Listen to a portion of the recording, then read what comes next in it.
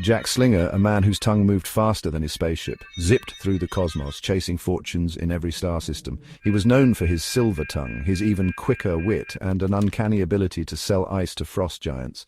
One fateful day, Jack found himself in the Xydarian system, a sector teeming with opportunities and crawling with the enigmatic Xylarian Empire.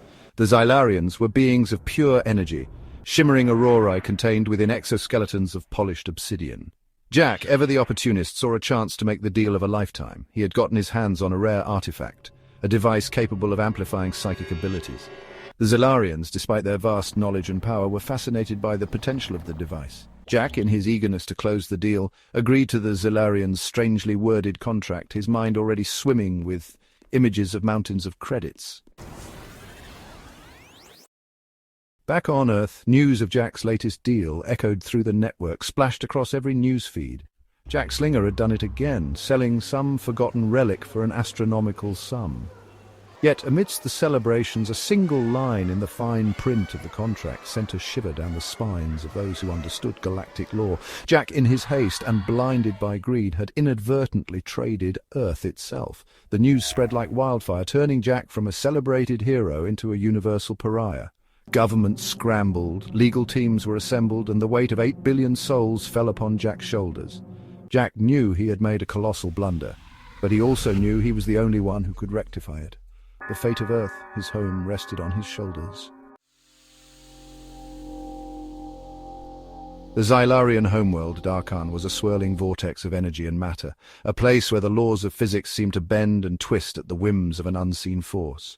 It was a testament to the Empire's mastery over the very fabric of space, a civilization that had harnessed the raw power of the cosmos to build their advanced cities and technologies. Arriving at Darkhan was like stepping into the heart of a nebula, where colors and energies danced in a mesmerizing yet chaotic ballet. It was a mesmerizing yet terrifying spectacle of cosmic power, a place where beauty and danger were intertwined in an eternal dance. Jack, aboard his battered spaceship, felt a tremor of fear as he navigated through the chaotic energy fields surrounding the planet. The ship's sensors flickered, struggling to make sense of the overwhelming data. He was escorted by 2 Xylarian cruisers, their obsidian hulls sleek and menacing against the backdrop of the swirling nebula. The cruisers moved with a grace that belied their size, a testament to Xylarian engineering. Landing on the designated platform, Jack stepped out into the swirling heart of the Xylarian Empire. The platform hummed with energy, a constant reminder of the planet's raw power. The air crackled with energy, the very ground beneath his feet thrumming with an unseen power.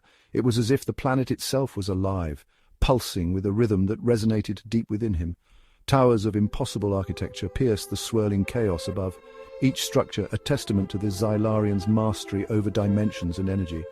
These towers seemed to defy gravity, standing tall and proud amidst the chaos. He was led through echoing corridors, the Xylarian guards flanking him like living shadows. Their presence was both reassuring and intimidating, a constant reminder of the power they wielded. He was to meet the Xylarian Arbiter, the being responsible for interpreting and enforcing interstellar law within the Empire. The Arbiter's decisions were final and their authority unquestioned. The weight of his mistake pressed down on him with renewed force. Jack knew that his fate now rested in the hands of the Arbiter, and the uncertainty gnawed at him. The chamber of the Arbiter was a symphony of contradictions, a place where the ancient and the futuristic coexisted in a delicate balance. The air thrummed with power, the walls shimmered with shifting energy fields, yet a strange sense of serenity pervaded the space. It was as if the room itself was alive, breathing in sync with the energy that flowed through it. The Arbiter itself sat upon a dais of swirling energy, its form shifting and reforming, a kaleidoscope of light and shadow. It was a being of immense power, its presence both awe-inspiring and terrifying. "You have come, Jack Slinger!" boomed the Arbiter's voice, resonating from everywhere and nowhere at once. The sound seemed to penetrate Jack's very soul, making him shiver involuntarily.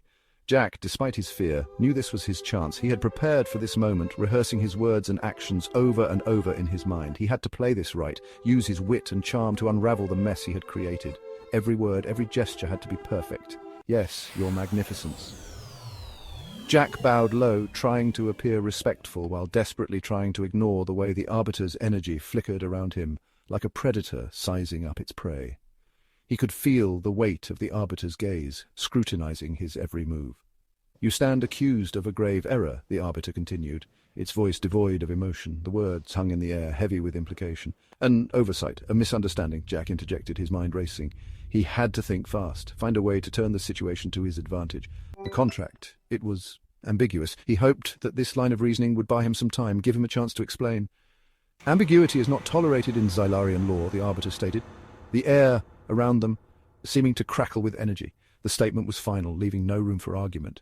Jack, however, had learned a thing or two about the Xylarians during his time in their space. He knew their customs, their laws, and most importantly, their weaknesses. He knew of their pride, their unwavering belief in their superiority. This was something he could use to his advantage. "Indeed, your magnificence," Jack said, choosing his words carefully. He had to tread lightly, but he also had to be bold.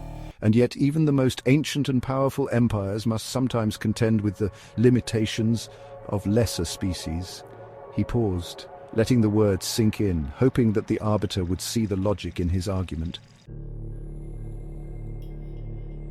The Arbiter remained silent, its energy form swirling in contemplation, a mesmerizing dance of light and shadow. Jack held his breath, the weight of his words, the weight of Earth itself pressing down upon him. Every second felt like an eternity, the silence almost unbearable. "Elaborate," the Arbiter finally commanded, its voice echoing through the chamber, resonating with an otherworldly authority. "The humans," Jack began, his voice steady despite the tremor in his chest. "They are young, a species still clinging to their cradle. We are just beginning to understand the vastness of the universe. Their understanding of galactic law, of interstellar contracts is nascent. We are like children trying to grasp the complexities of a world far beyond our own." He could sense the Arbiter's attention, the way its energy shifted, intrigued. He pressed his advantage, knowing this was his moment, to bind them to a contract they cannot fully comprehend. Is that not beneath the dignity of the Xylarian Empire? Would it not be an act of exploitation? Would it not be seen as opportunistic, a stain upon your otherwise impeccable reputation? The galaxy watches, and they will judge. Jack knew he was treading a fine line.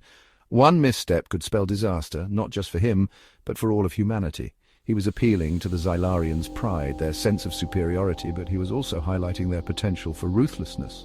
It was a delicate balance. He was gambling, betting the fate of Earth on the hope that the Xylarians cared more about their image than a backwater planet. It was a high-stakes game, and the outcome was anything but certain. Silence descended upon the chamber, heavy and absolute. Jack stood frozen, his words hanging in the air, his fate hanging in the balance. The Arbiter's energy form pulsed, its thoughts a mystery to Jack, then a shift. The swirling energy of the Arbiter seemed to coalesce, becoming more defined, more focused. The voice, when it spoke, held a hint of something akin to amusement. "You possess a certain audacity, Jack Slinger," the Arbiter said, its tone no longer as cold and distant as before. "I am merely a businessman, your magnificence," Jack replied, a sliver of hope piercing the dread that had been his constant companion. "And even a lowly businessman knows that a deal is only as good as the understanding of both parties involved."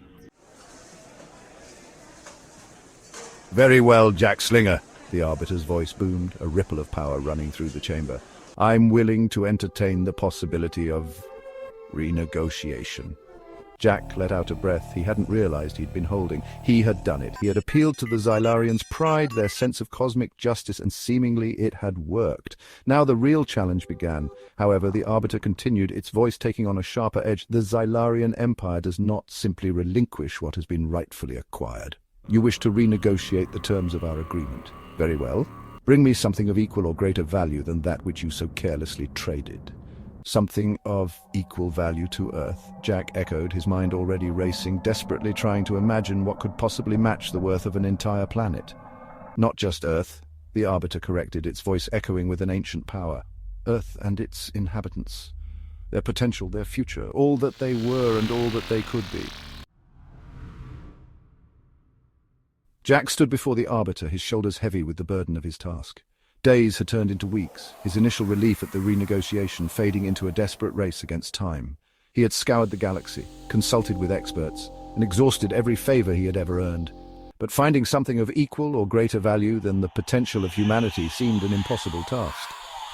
"Well, Jack Slinger," the Arbiter boomed, its voice echoing through the chamber. "Do you have it? Have you found something to tip the scales in your favor?" Jack swallowed, his mouth suddenly dry. He looked up at the swirling energy of the Arbiter, the fate of Earth resting on his next words. "I offer a story," Jack said, his voice barely above a whisper. The chamber remained silent, the air thick with anticipation. Jack could practically feel the Arbiter's energy focusing on him, probing, analysing. A story. The Arbiter finally spoke, its voice a mixture of amusement and curiosity. Within this suitcase, Jack continued, his voice gaining confidence as he laid out his gamble, lies the culmination of human history, their art, their music, their dreams, their failures, and their triumphs. It is a testament to their resilience, their creativity, their unwavering spirit in the face of adversity. He looked up at the Arbiter, his gaze unwavering. It is a story of potential, not just of what they are, but of what they could be, a story that spans millennia and reaches for the stars. The Arbiter remained silent, its energy form pulsing softly as it considered Jack's proposition. The fate of Earth, the fate of billions, hung in the balance. Jack held his breath, the weight of his gamble bearing down on him. He had played his last card, offered the only thing he had left. Now all he could do was wait for the Arbiter's judgment.